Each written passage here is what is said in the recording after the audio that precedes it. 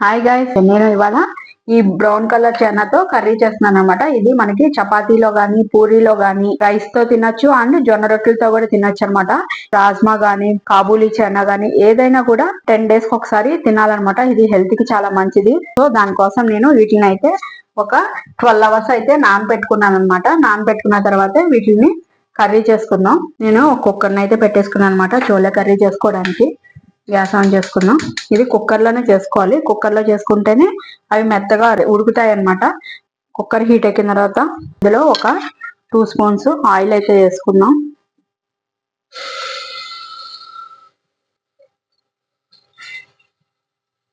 అందులో ఒక 2 medium size onions అన్నమాట. ఇలా సన్నగా కట్ చేసుకున్న ఆనియన్స్, ఒక 3 మీడియం సైజు టొమాటోస్ సన్నగా కట్ చేసుకుని వేసుకోవాలి. ఇదంతా కూడా బాగా మగ్గిపోవాలన్నమాట. ఆనియన్ టమాటా మగ్గడం కోసం ఒక 2 spoons సాల్ట్ అయితే వేస్తున్నాను. తర్వాత చూసుకుని కావాలంటే అడ్జస్ట్ చేసుకోవచ్చు. ఇప్పుడైతే ఒక 2 spoons అయితే వేస్తున్నాను నేను సాల్ట్. ఒక 1/2 spoon పసుపు వేసి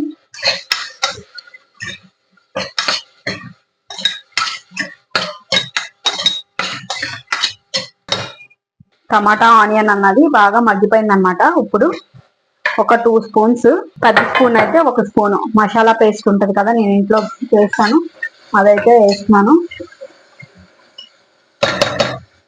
అది కొంచెం మసాలా వాసన అంతా పచ్చి వాసన పోయేదాకా వేగనిద్దాం. వేగిపోయింది. సో ఇప్పుడు మనం నానబెట్టుకు ఉంచుకున్న శనగలు వేసుకొని బాగా కలుపుకుందాం.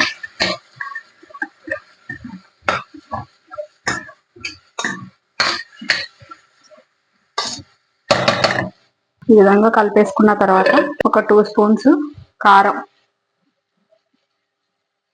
చోలే మసాలా ఉంటే కనుక చోలే మసాలా కూడా ఒక స్పూన్ వేసుకోండి. నా దగ్గర ఉంది. ఒకవేళ లేకపోతే కనుక గరం మసాలా పౌడర్ కూడా యూజ్ చేయొచ్చు. వేసి ఇదంతా కూడా మొత్తం కలిసేలాగా కలుపుకుందాం.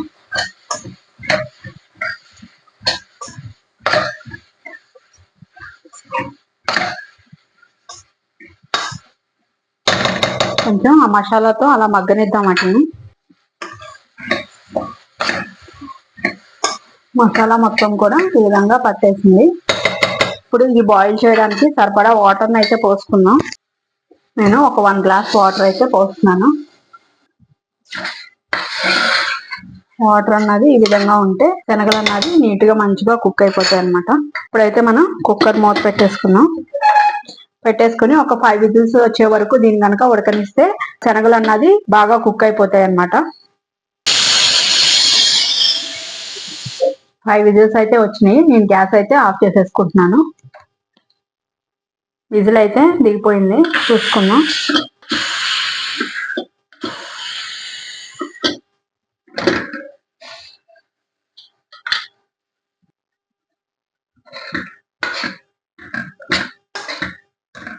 చక్కగా ఉడికిపోయినాయి. చూడండి శనగలు అన్నది ఏ విధంగా ఉడికింది, మెత్తగా అయిపోయింది. సో ఇప్పుడు పైనుంచి కొంచెం కొత్తిమీర వేసుకుందాం. సన్నగా కడిగి కట్ చేసుకున్న కొత్తిమీర వేసి కదిపేసి సర్వింగ్ బౌల్లోకి అయితే తీసేసుకుందాం. చోలే కర్రీ అయితే రెడీ అయిపోయింది అనమాట. దీన్ని ఇవాళ నేను జొన్న రొట్టెతో సర్వ్ చేస్తున్నాను. సో మీరు కూడా తయారు చేసుకుని టేస్ట్ ఎలా ఉందో నాకు కామెంట్ రూపంలో చెప్పండి.